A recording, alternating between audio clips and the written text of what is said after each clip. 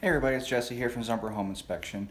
One thing that I get asked about a lot, and I always forget to go over in videos, because there's really no just one answer or one size fits all, but one thing I get asked about a lot, and people see a lot of times in newer construction or existing, and they really get worried about it, is cracks in your walls or places like that.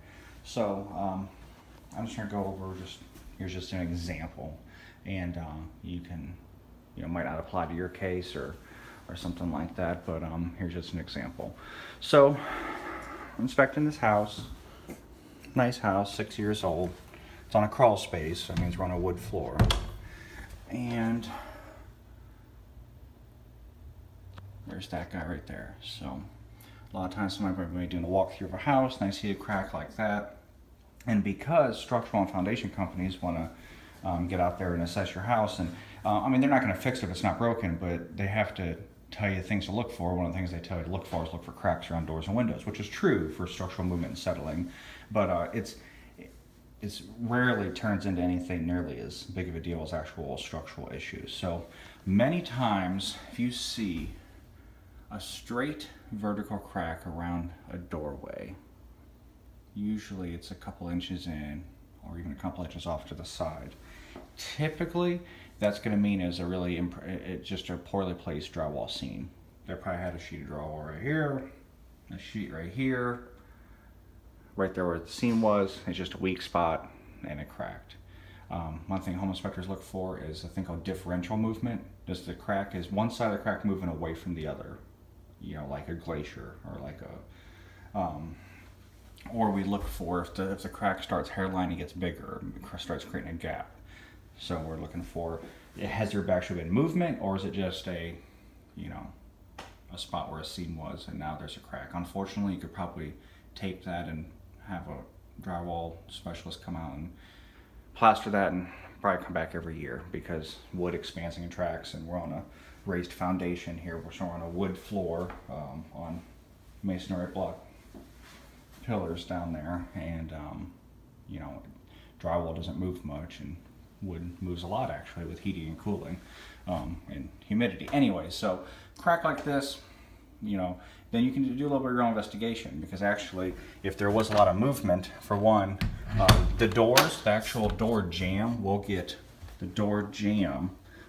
skewed, and a window jamb or window opening will get skewed with a sinking or moving foundation.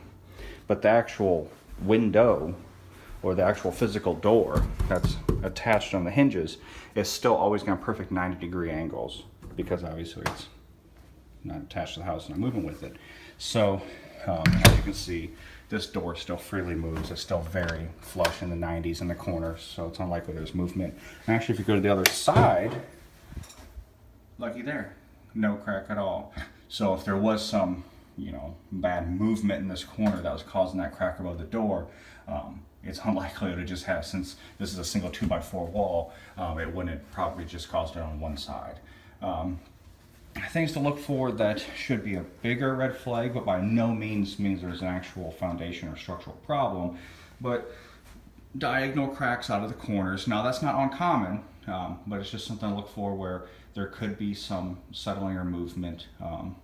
A little bit's okay. Of course, the investigation is not complete until it's a comprehensive look. Like, you can't just look at it and say, well, that's nothing. I see so many that I just know when I see it that probably what's going to come of it. I still don't make a determination until I do the full crawl space, foundation, and roof structural inspection, and then I determine, okay, yeah, that's just a seam. Sorry about your luck. You'll have to patch and seal that, and I'll probably just come right back.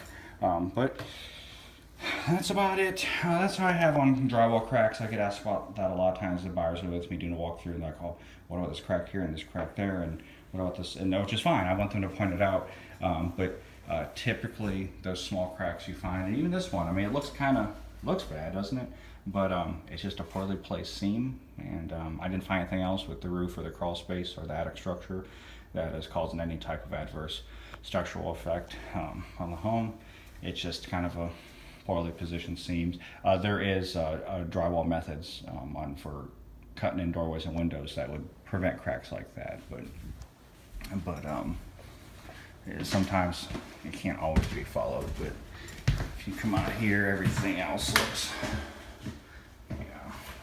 everything else looks great. I've already been in the crawl space in the attic and it was framed wonderfully, and the crawl space supports were secure and the girders were tight and everything looked great. So, but a lot of times also in these double trays and tray ceilings, they'll crack in the corners. Completely normal. You got to consider this is all being suspended, and the way, if you saw how it's framed in, it's kind of getting, all the weight's kind of getting pushed on these corners.